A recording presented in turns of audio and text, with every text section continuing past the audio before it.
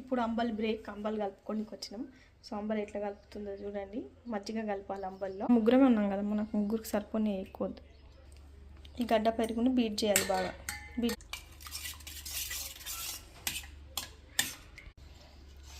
ఇట్లా బీట్ చేసిన పెరుగుని ఇలా కలిపేద్దాం.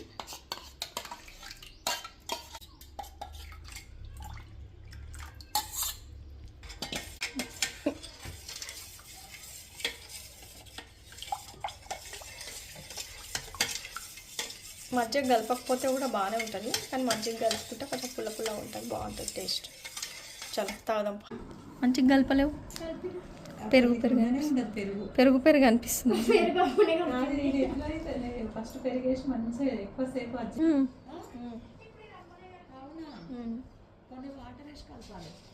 సాల్ట్ తక్కువ.